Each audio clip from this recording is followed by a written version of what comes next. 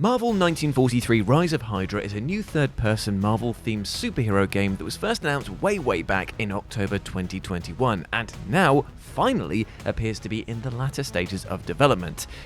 Kind of. Anyway, the game, which stars fan-favourite superheroes Captain America and Black Panther, has been the subject of considerable discussion since its story trailer dropped almost 2 years ago in March 2024, with many considering it the most promising of the numerous Marvel blockbuster games in development at present. But for a game that's said to be in the polishing stages of production, there's still a whole lot we just don't know about it. Even its release platforms haven't officially been confirmed yet, though PS5, Xbox Series X and PC releases are pretty much dead certain, and Nintendo Switch 2 could also be a possibility if the technicals can shake out. But there's also plenty that we do know about Marvel 1943 Rise of Hydra and what players should expect from this evidently mega-budget tentpole superhero romp. So let's have a chat about them. As I'm Jules, this is FGS, and these are 7 things you need to know about Marvel 1943 Rise of Hydra. Number 7. It's the debut game from a new AAA studio. Rise of Hydra is the first game from an entirely new AAA gaming studio, Skydance New Media, which formed in 2019 and is being led by the legendary Amy Hennig, who is best known for creating the Uncharted franchise. Hennig's pedigree alone is enough to have many excited about the game, especially as her last blockbuster project, the fantastic-looking Star Wars game Project Ragtag, was unceremoniously cancelled by EA after years of being in development.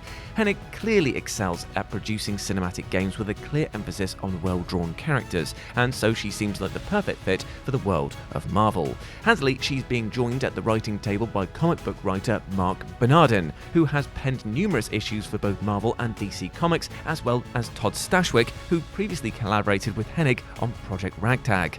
That's certainly a compelling creative trio, and with Hennig steering the ship, it's easy to have faith that Rise of Hydra will fuse a fast-paced action-adventure narrative with rich characterization. Number 6. The plot. As for said narrative, it's said to be inspired by Marvel Comics' 2010 limited series Captain America/Black Panther Flags of Our Fathers, taking place in Nazi-occupied Paris during World War II. There, a young Steve Rogers, aka Captain America, forms an uneasy alliance with a more mature, seasoned Black Panther, Azuri, best known in the comics as the grandfather of T'Challa. Cap isn't remotely happy about other superpowered folk running around France's capital, but together he and Black Panther must fight to prevent the rise of the terrorist outfit Hydra, which is plotting to use a mysterious artifact known as the Eye of Force to escalate the war. The more detailed particulars of the story remain firmly under wraps for now, but Skydance has confirmed that there will be a globe-trotting adventure which sends our heroes to several locations around the world which haven't yet been revealed. Here's hoping that they lift the lid soon. Number 5. 4 playable characters.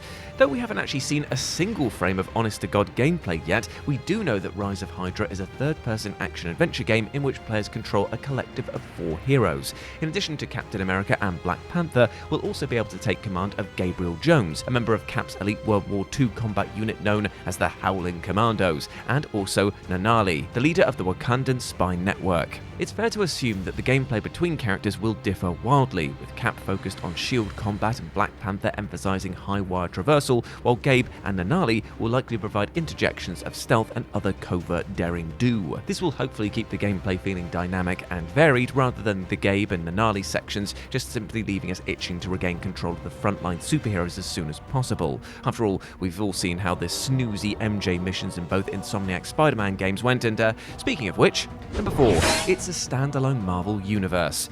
It is worth clarifying precisely where Rise of Hydra sits among the various Marvel universes across various types of media. After all, Insomniac Spider-Man games have persuasively built their own world within which their upcoming Wolverine spin-off game will also exist. However, like Arcane Studios' in-development Blade game, Rise of Hydra will also exist within its own separate, distinct universe entirely divorced from the Insomniac one. Now that certainly makes sense given that Rise of Hydra is set many decades before any of the Insomniac-produced Marvel games anyway, and of course it also allows Skydance to chart their own path forward without having to consider what any other company is doing.